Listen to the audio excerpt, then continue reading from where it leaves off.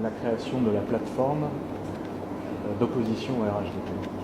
Mais parce que la signature d'aujourd'hui pose les jalons de la réforme de la Commission électorale indépendante, et ce n'est que donc la formalisation de nos réflexions.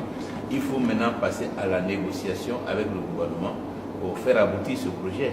Et nous ne pourrons conduire ces négociations-là efficacement que si nous restons groupés, nous restons rassemblés autour d'une plateforme, de manière à ce que nous parlions d'une même voix face au gouvernement. Donc, nécessairement, il faut passer donc de la signature de ce texte à la formalisation de la plateforme pour garantir la réussite, le succès des négociations à venir avec le gouvernement. Concernant la réforme de la CEI, il faut tout remettre à plat?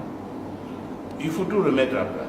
Et pour ramener la commission électorale aux standards internationaux, tels que fixés par l'arrêt de la Cour africaine des droits de l'homme et des peuples.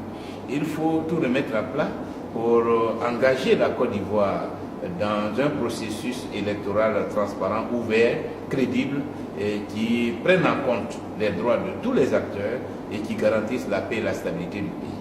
Ça va jusqu'à un nouveau code électoral, un redécoupage électoral aussi? Évidemment, cela va jusqu'à la réforme du code électoral. Évidemment, il y a un capital, il y a une expérience, il y a certainement des aspects positifs dans le code électoral actuel. Il faut les reconduire, mais il faut corriger toutes les dispositions qui ne garantissent pas la transparence, qui offrent des possibilités de fraude, de transhumance, d'utilisation abusive des moyens matériels et financiers, y compris des moyens de l'État. Il y a donc un certain nombre de réformes à opérer de manière à ce que le code électoral soit un cadre transparent, équilibré, qui permette de tenir des élections justes et transparentes. Il faut aussi réformer le découpage électoral pour garantir l'égalité des citoyens face au suffrage, face à la représentation nationale. Et donc il y a donc un ensemble de réformes à opérer pour que la Côte d'Ivoire véritablement rejoigne, je dirais, la liste des pays où les institutions chargées des élections sont véritablement indépendantes et transparentes. Concernant le gouvernement est plus sur une ligne de recomposition. Que faire? Quelles seront vos marges de manœuvre s'il refuse d'entendre vos doléances? Mais le gouvernement ne peut pas refuser d'entendre raison dans la mesure où lui-même sait bien où le code électoral actuel, la commission électorale actuelle nous a conduit en 2010-2011.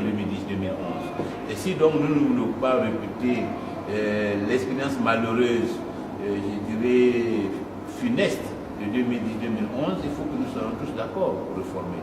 Et je crois que la communauté internationale et la communauté nationale aussi nous attendent à ce tournant et ne sauraient tolérer que nous restions dans l'immobilité et que nous nous refusions de moderniser le cadre juridique institutionnel des élections et que nous restions dans la logique de la fraude et donc la logique des conflits post-électoraux.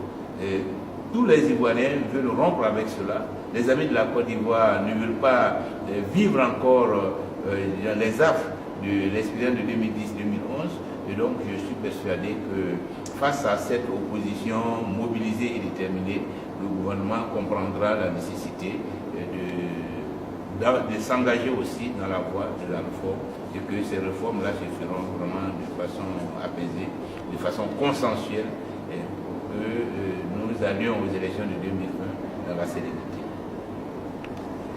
Merci beaucoup. C'est tout de fierté parce que l'opposition ivoirienne vient de poser un acte important, je dirais même historique, puisqu'elle a décidé de se rassembler, de se mettre ensemble pour parler d'une même voix devant le gouvernement par rapport à une action importante pour le pays qui est la réforme de la commission électorale indépendante et de toutes les structures qui sont impliquées dans les élections en Côte d'Ivoire, et ceci afin d'éviter ce que nous avons connu en 2010-2011 et de garantir la paix et la stabilité du pays. Donc c'est un acte majeur et nous fondons beaucoup d'espoir sur ce qui va s'engager avec le gouvernement et nous comptons aussi sur le sens de responsabilité du gouvernement pour saisir, comme l'a dit le président Médine, saisir cette opportunité pour que nous allions ensemble aux élections de 2020